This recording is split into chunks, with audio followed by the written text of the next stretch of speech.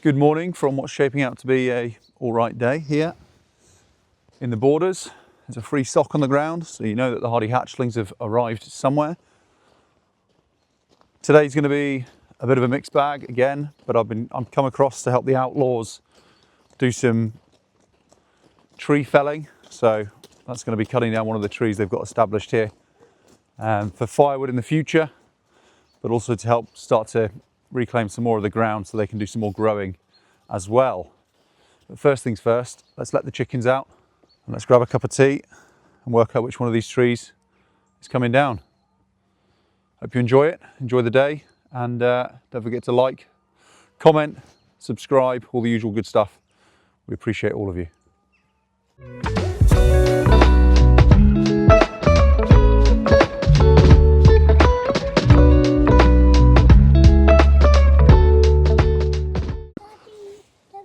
Yeah. All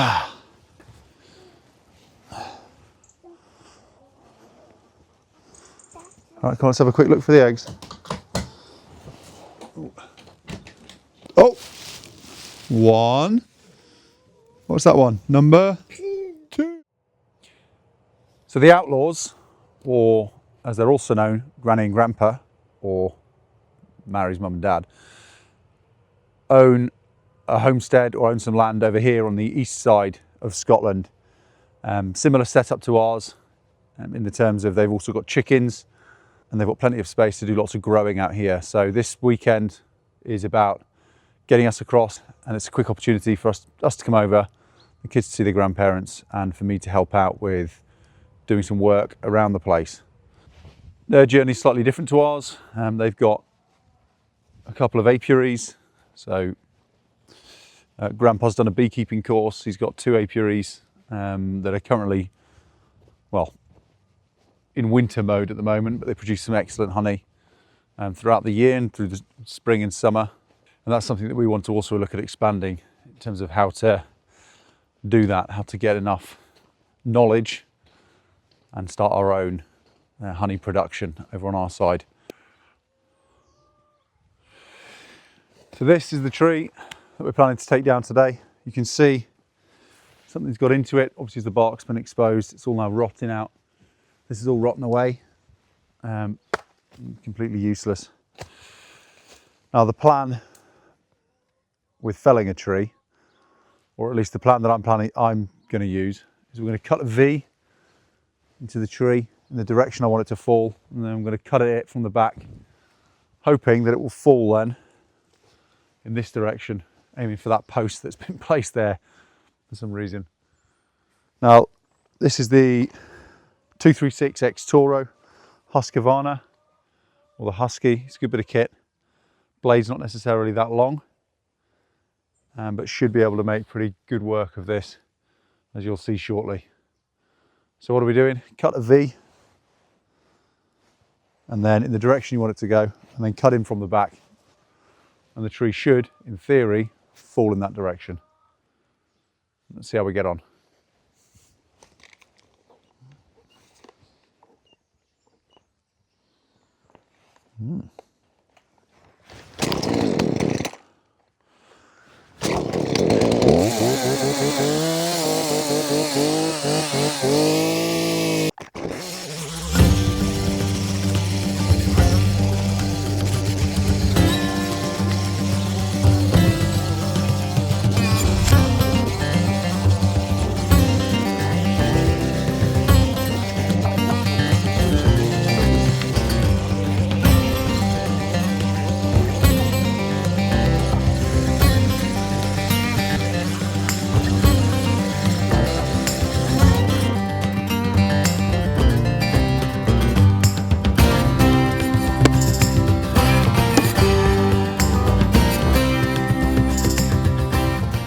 Okay, we've now got our wedge in here, as you can see, with the angle facing the direction you want the tree to fall, which is for us this way.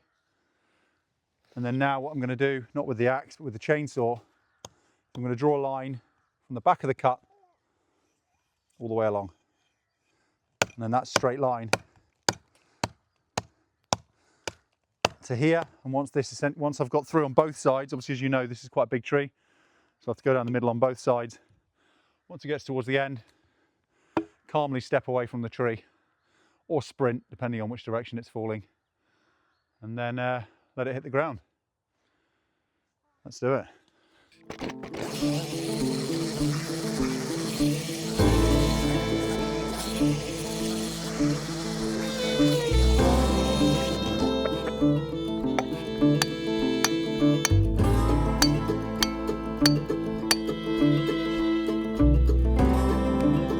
It's going to come.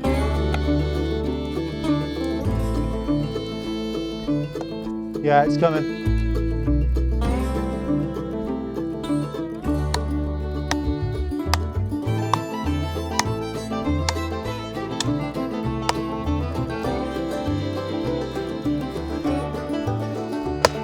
Yeah.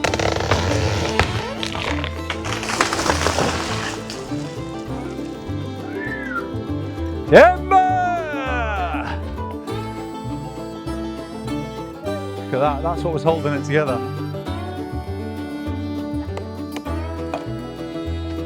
What was water? Yeah. Yeah, it is water from the tree. She's good size, isn't she? No.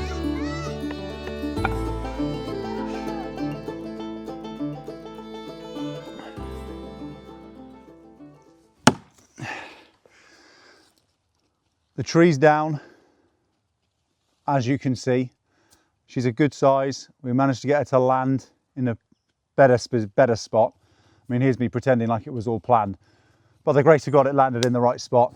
The wedge did its job. The tree was able to land safely in between some trees and not cause any excess damage. What we're doing now is taking all these little bits off that aren't really much use for anything, piling them all up into a big pile so we can make a sort of bonfire with them. This tree will then, we'll take another weekend with a couple of us with chainsaws to really take it all apart and get it prepped and put into the woodshed. And that's going to be a job for future Ed. But right now it's going to be a case of tidy this up, get all those small limbs off that are going to be no use to us for the fire, and then see where we are after that.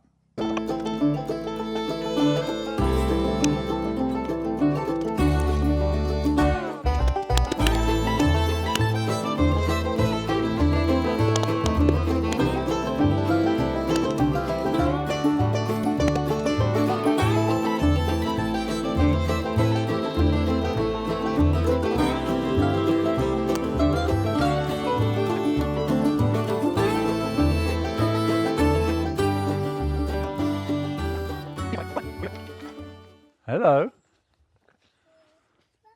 Yeah. Oh.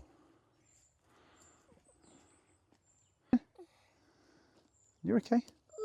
Yeah, it's sunny, isn't it? Gotcha. Come on, you got it. Keep coming.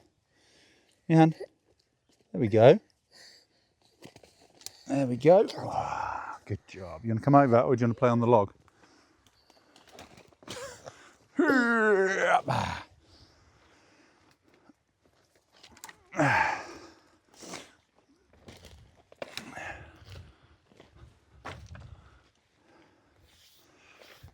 Look at all this.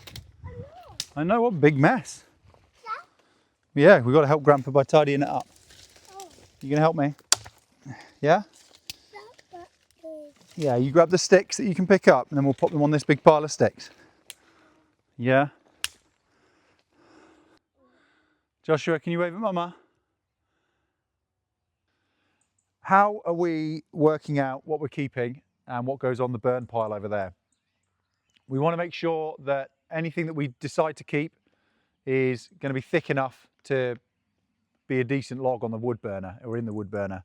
So I am just stripping this of all of the little branches, all the little bits that have smashed off when it fell down, and we're just getting that all cleaned up so that the tree is left with what I can then come back to with the chainsaw and cut it into size for the wood burner.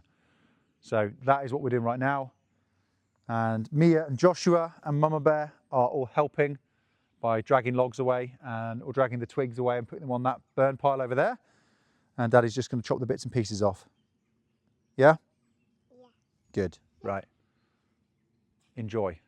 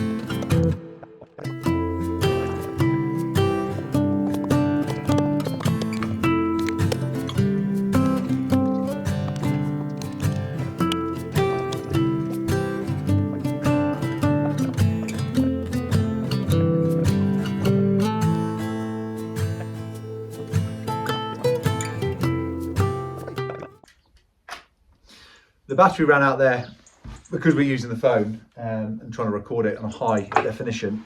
I wanted to just cover off the final piece in the puzzle here. So the tools have worked hard for me to cut that down. So now it's important that we do our maintenance.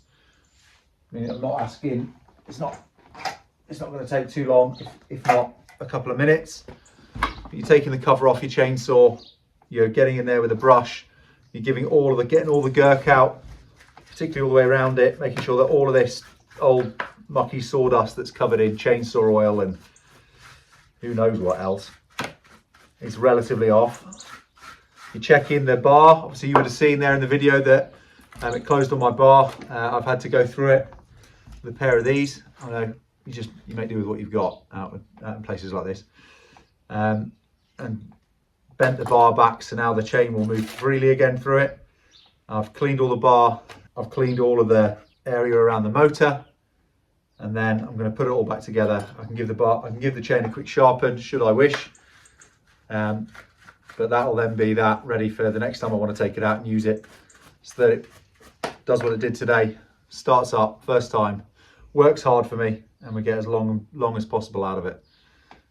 Make sure you look after your tools and they'll look after you.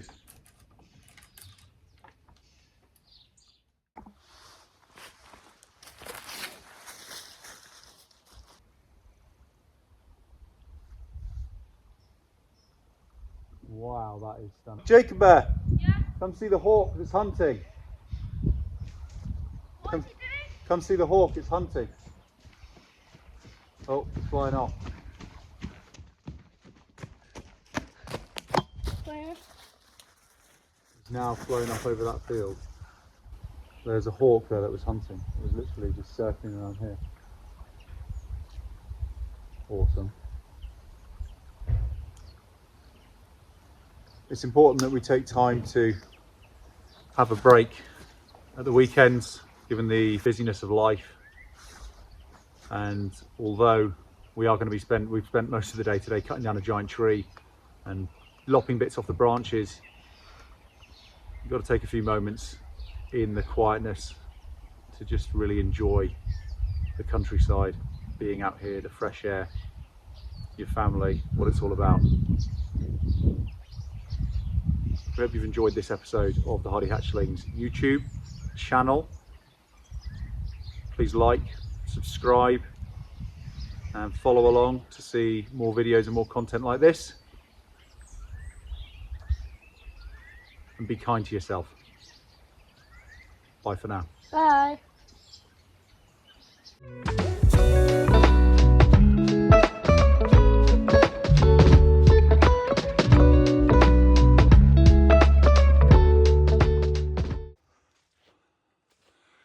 So, hang on. No. And again.